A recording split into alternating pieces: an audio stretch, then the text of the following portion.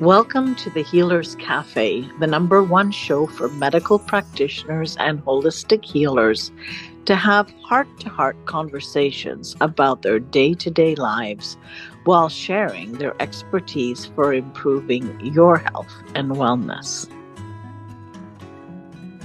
So, welcome to the Healers Cafe.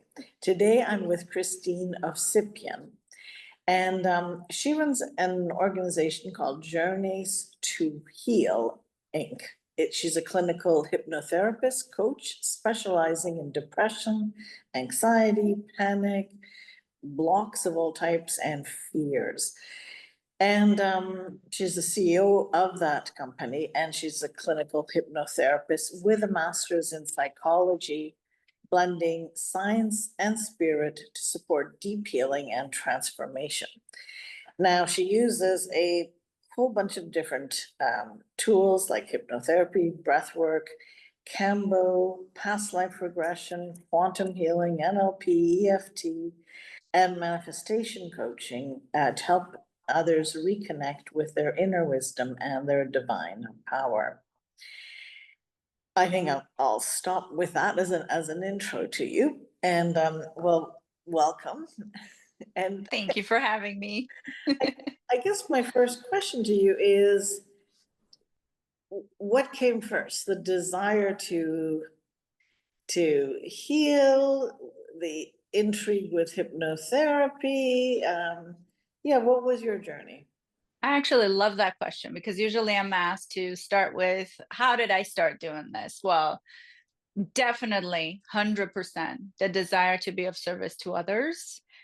Because growing up, I always felt I was drawn to help others. Even when I was a little girl, I used to do professional cultural dancing, and the moms would always ask me, what should we cook? How should we raise our kids? And my mom would always be like, you do realize you're talking to a 4-year-old, right? And I had advice for everybody.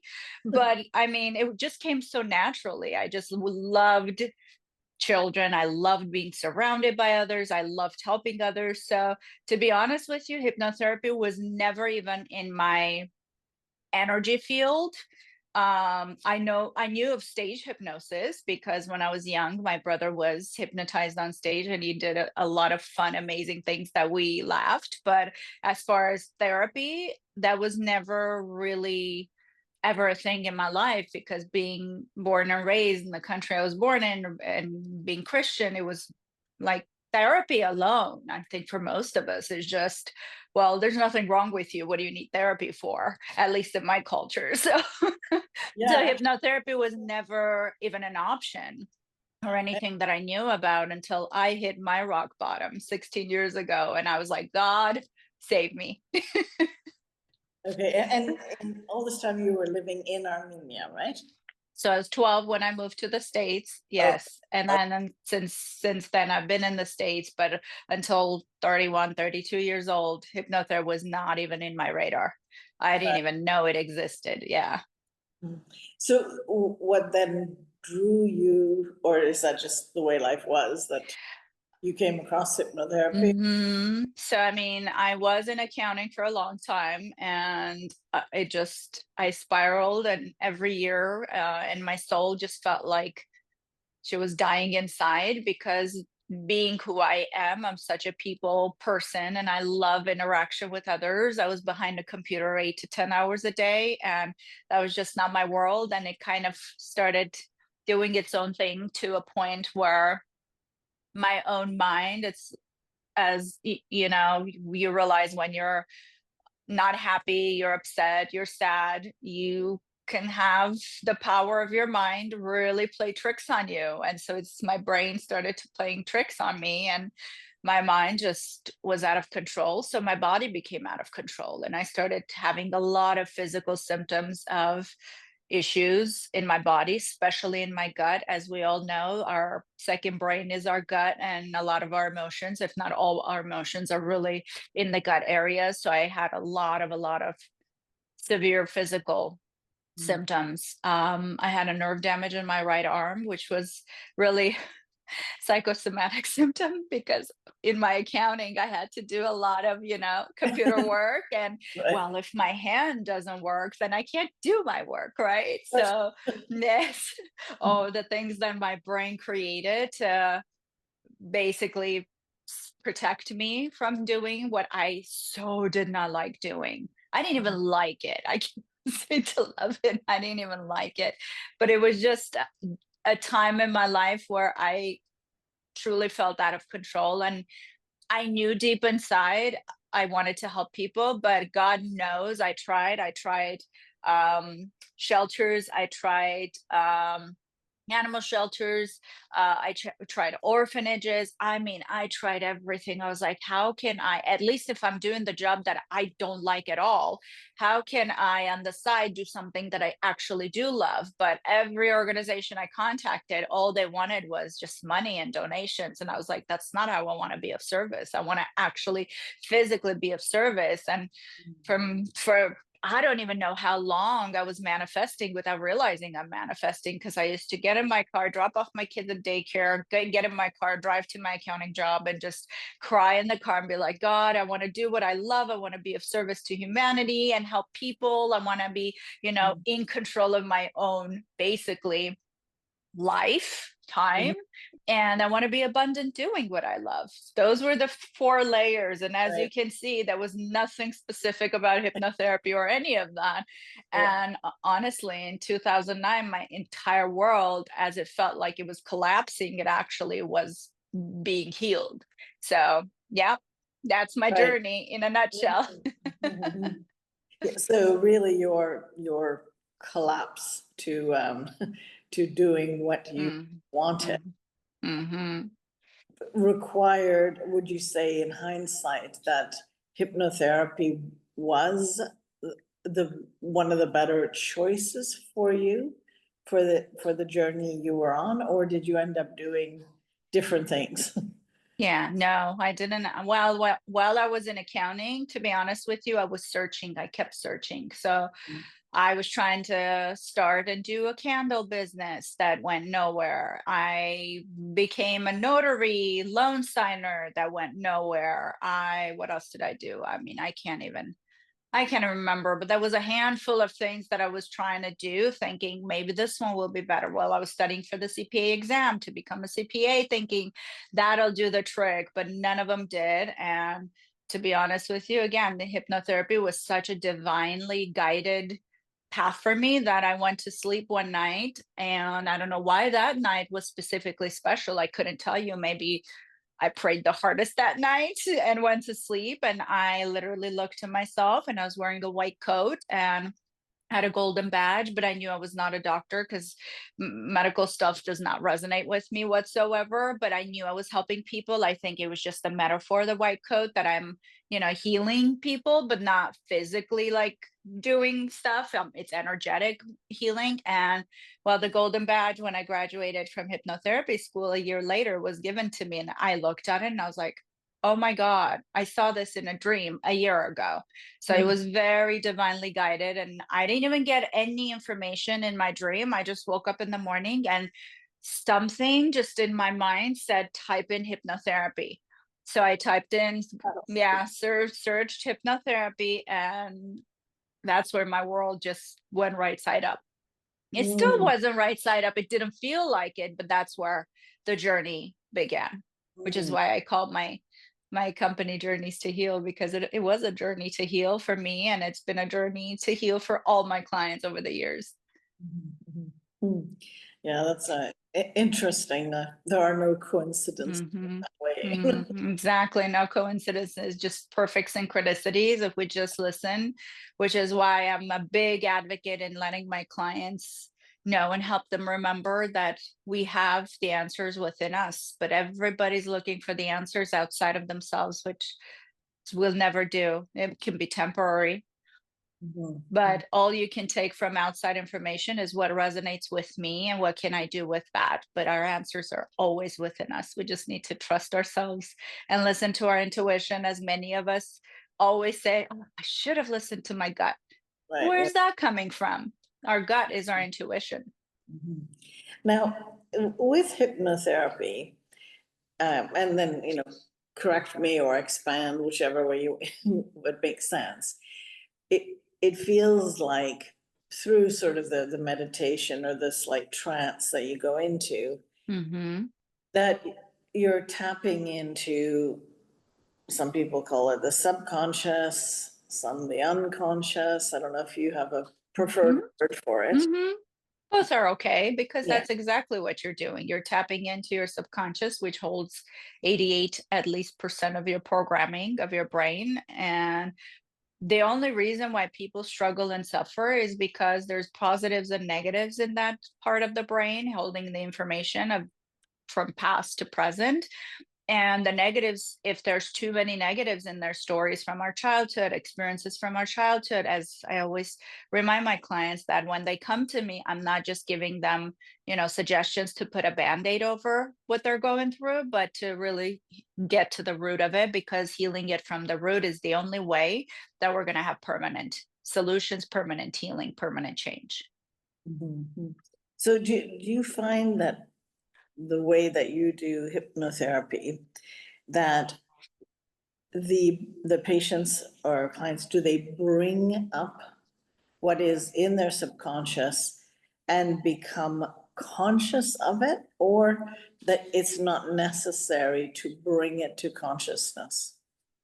So it can go both ways. I love that question, actually, because it can go both ways. So during the coaching talk part of the experience, I do listen to my client, and I'm always very present in my sessions. So I listen into my client, because all the codes are in there, all the messaging is in there. I would just listen to my client and catch information in there that they don't even realize there's a belief that is limiting them or distracting them or taking their power away. And I would write it down. And usually what I write down is not even so much what the problem is, but what is the solution. So I'm very solution based. So while I listen to my clients, negative experience, I immediately put this, like, what suggestion am I going to give them to shift that? So if it's, how to unblock them, how to help them release that story memory. And oftentimes during that cognitive part, my clients would remember stories and be like, oh, wait, I remember this and I remember that. And oftentimes also in hypnosis, they'll come out and say, oh my God, when we're in hypnosis, I went to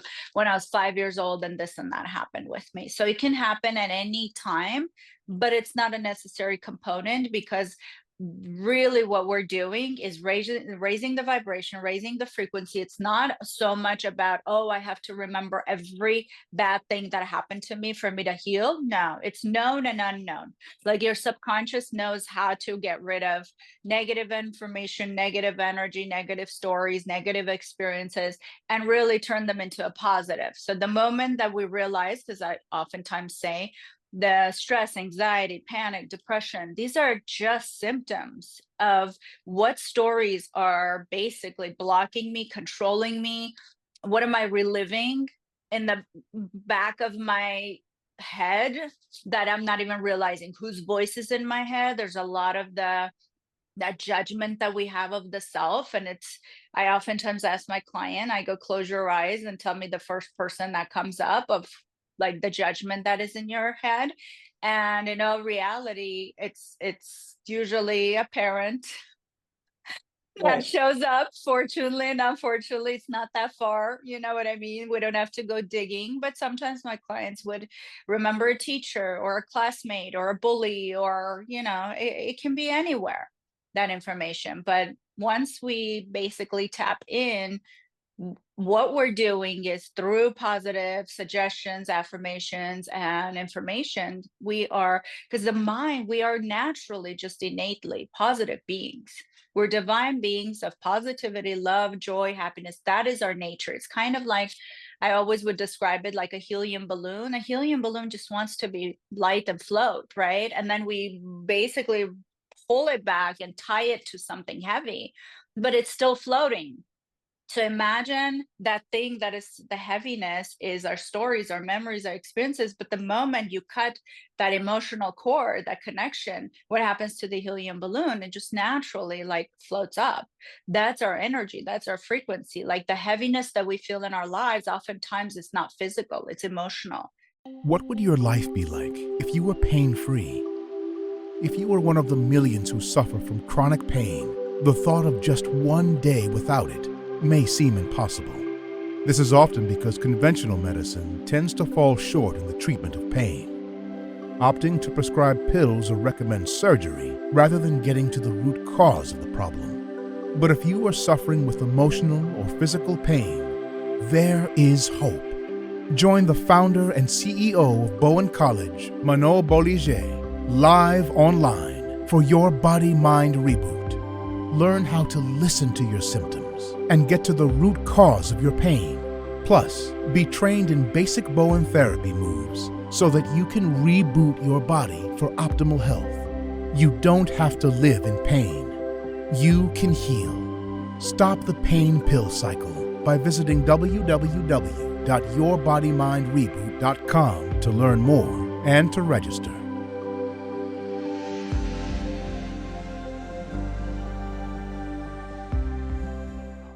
It's energies of information that are trapped in our energy field, and we're constantly carrying that baggage, that burden, that weight.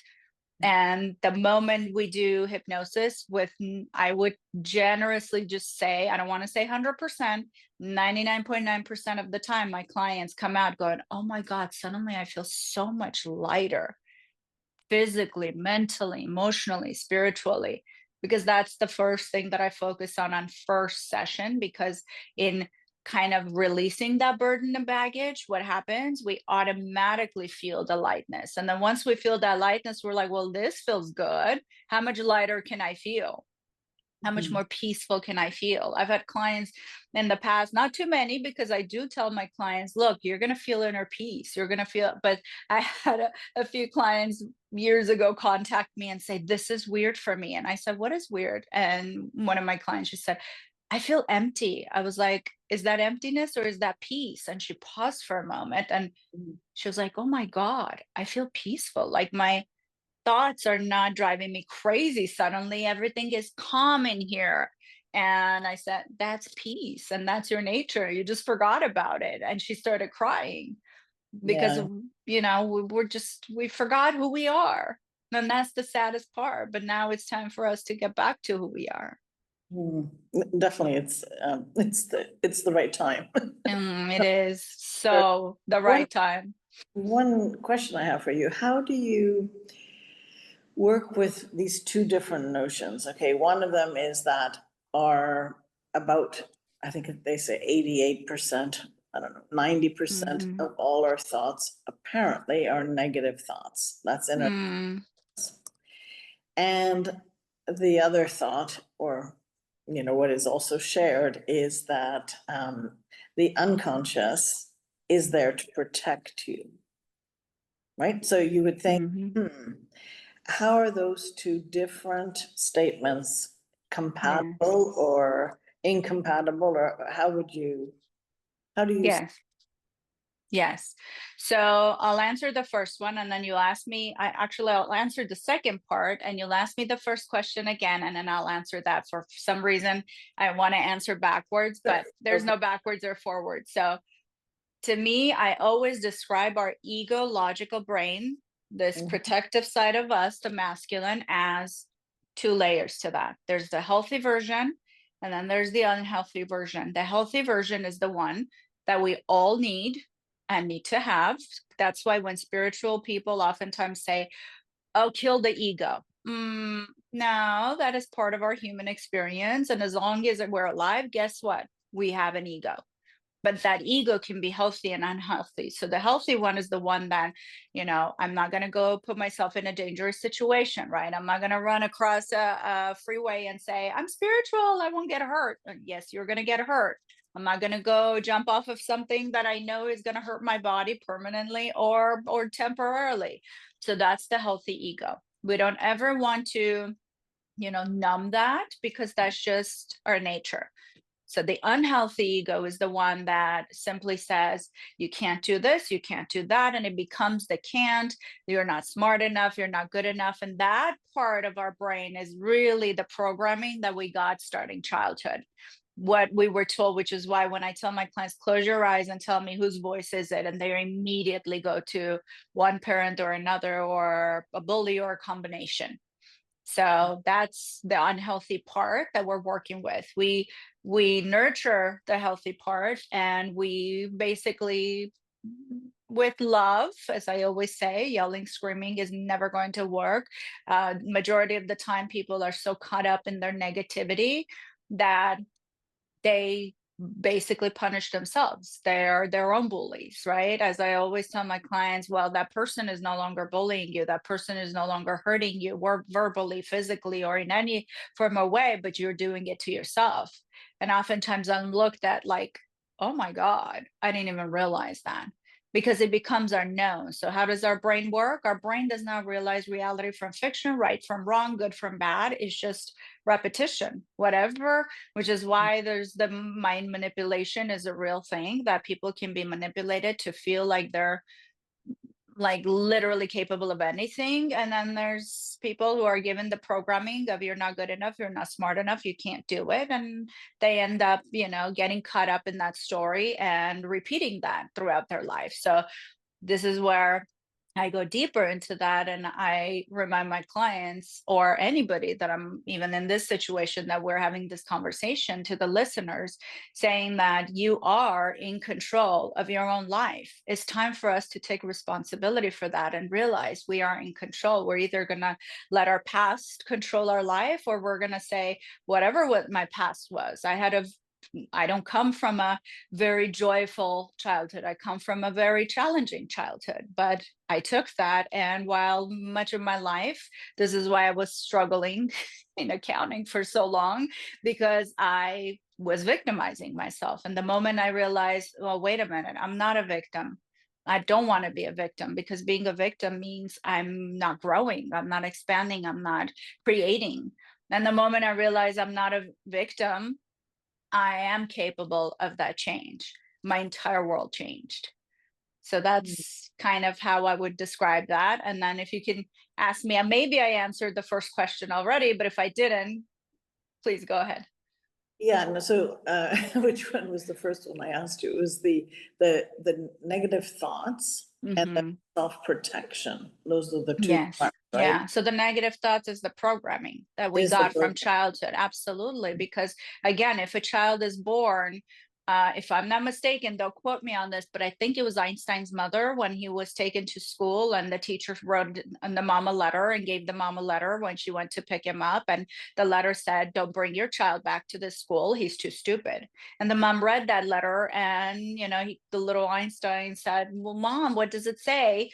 And she said, your teacher said, you are so smart, you don't belong in school. So then she homeschooled him, and he became a genius. You know what I mean? That's the difference between what's specially a parent, what information a parent gives their child, because every child in this world, no matter how great or how awful a parent can be, every child is seeking for their parents' love and validation and acceptance. So if the parent is giving you the power of, you can do anything, you can be anything, and I can put money on this, because 16 years, I see my clients whose parents did that, and I see my clients, majority of my clients whose parents didn't do that, and said, no, you got to keep your head down, you're just a girl, right? That story.